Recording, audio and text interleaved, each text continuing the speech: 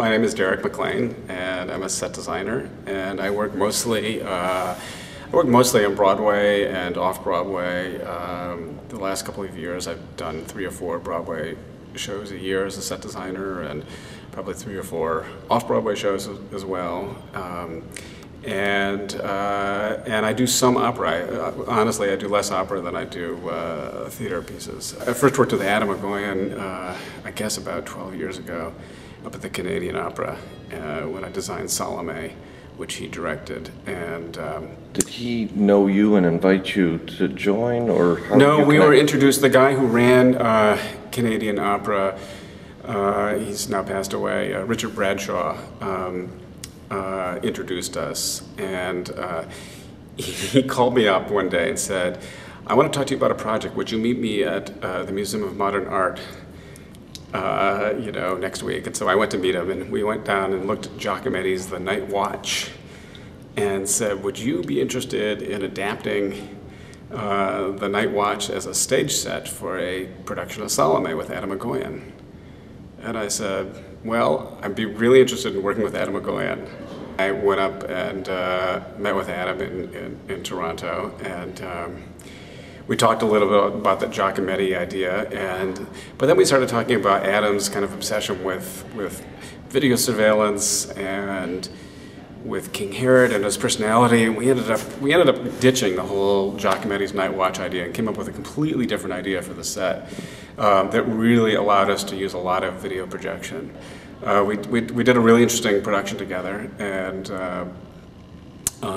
that's where we first developed this kind of shadow idea, which we used for the Dance of the Seven Veils. This production came together quite simply because Adam called me up and said, "Hey, would you be, I'm doing this opera at the Spoleto Festival, Lincoln Center Festival in New York, and it's a really unusual piece, and would you be interested in doing it?" And I said, "Absolutely, I'd love to work with you again." And he said, he mentioned at that moment, he said, "I've been thinking about what we did on Salome, and I was thinking there's some stuff there that we could explore further." Smallest set that I've ever designed. Everything is only a foot or 2 tall. So you see what happens is what's fantastic here. Oh yeah. Oh yeah. Yeah. That is excellent. Is it possible to get the video projector off for a second? And you'll see that the set is basically made up largely of these figurines, which are on stage. He's reading the story, understanding what the story is about. And the story is so much about her manipulating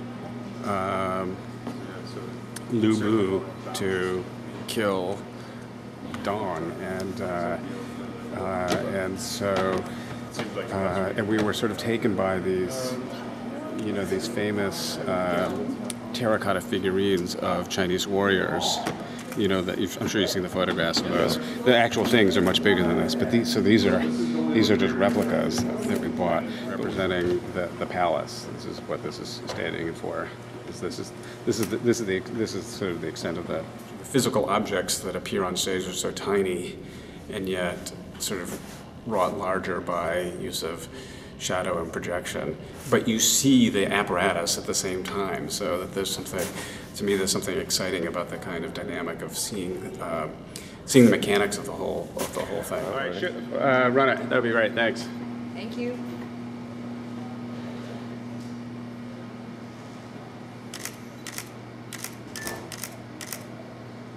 Wow. And then what we do right at that moment is right when that happens, this RP flies up, and for 1 second we see the murder live happening upstage. We see Lu Bu with a lance murdering the emperor. So that's the only time you ever see. We actually have a super dressed as the emperor.